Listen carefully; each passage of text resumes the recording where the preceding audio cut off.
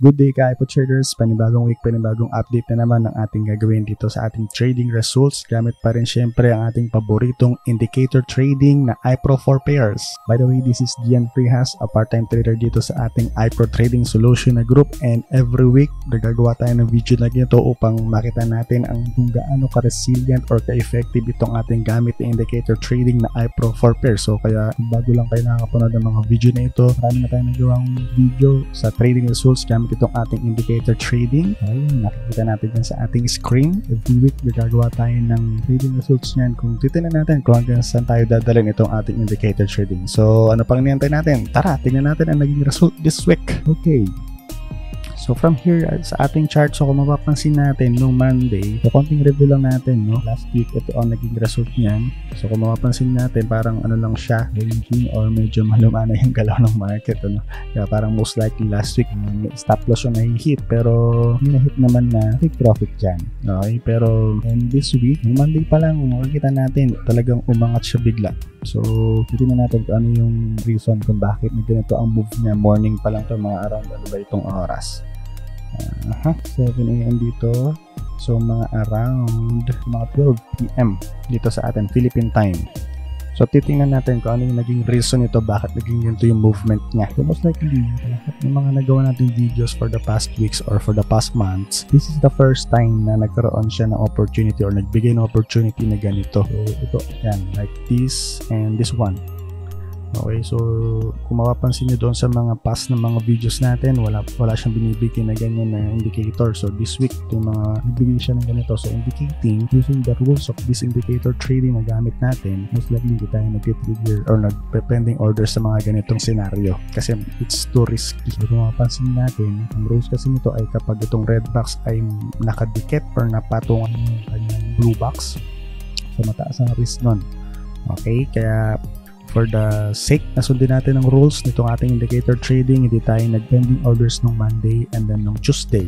Okay, so makikita rin natin yan doon sa ating FB page, iPro Trading Solution. Ipopost tayo doon every week, every day, kung saan may binigay na opportunity ito ating iPro 4 pairs na pinapost natin doon para nang sa ganun ay ma-updates din tayo. And then doon sa mga comment section noon, doon natin nilalagay ang mga nagiging results ng ating na-trigger na trades doon sa ating sinet na pending orders. So ito ang summary natin this week. So nung Monday, walang time trades dyan. Tuesday, wala din. And then Wednesday ay ayan, so since meron naman siyang opportunity binigay, so nag-set tayo dyan ng pending orders and nahit ang ating self-trade dyan and then TP tayo dyan. Then Thursday, yan, nahit ulit dyan. So far, meron tayong dalawang trades na trigger and TP and take profit ang nahit doon. Alright? And then Friday, ito, medyo mabagal ang galaw ng market today habang ginagawa natin ang video na ito kasi kung mapapansin natin, medyo mabagal siya. By the way, huwag natin pansinin yung ating nakikitang floating trades dyan dito sa ating account dahil ano yan, manual trade natin yan. Okay, may pinaractice tayo dito na strategy or indicator. Okay. Currently, yung galaw ng market ay medyo mabagal. So, tingnan natin kung matitrigger o may matitrigger ba doon sa ating pending orders dito sa baba, dalawa.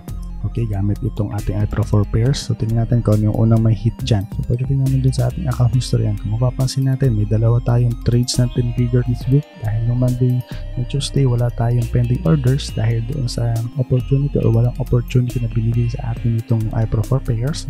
Wednesday and Thursday, may na-hit dyan and take profit parehas yan.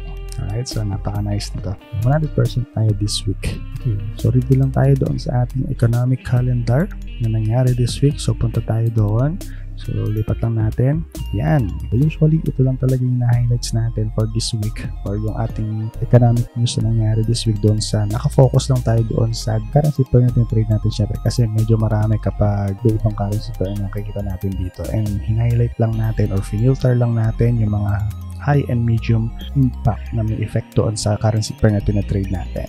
Okay, hanggang ano lang pala, hanggang Wednesday lang ang mayroong high impact news and medium impact news dito sa ating kinatrade na currency pair. So yan, dahil August 12 na ito, Monday next week na. So tingnan natin kung ano mga magiging result niya next week and kung paano siya makaka-effect doon sa ating kinatrade na currency pair. Okay, so subaybayan natin yan. Alright, so balik tayo doon sa ating chart. Alright, yan. So, overall, yan ang movement ngayon ng market nitong ating tinitrade. Kung mapapansin natin, no Monday, bigla siya umangat dito sa level na to. Kasi ng ating blue box. And, okay lang din. Kung nag-trade tayo dyan, okay lang din. Pero, syempre, for the sake na sumindin natin itong rules, itong ating iPro 4 pairs, hindi tayo nag-trade niyan. Kung mapapansin natin, from last week na medyo sideways lang ang galaw niya or nag-accumulate lang ang galaw ng market ng last week, this week ay mapapansin natin na pababa siya. Okay, so tingnan natin kung ano na re-reach dito or kung ano na-hit na trades dito sa ating sineta 10 order. So tingnan natin saglit doon sa ating B1 kung ano ang result niya. Okay, so mapapansin talaga natin dito, no? Parang ang dami niyang rejection sa level na to. Okay, so ayan, no?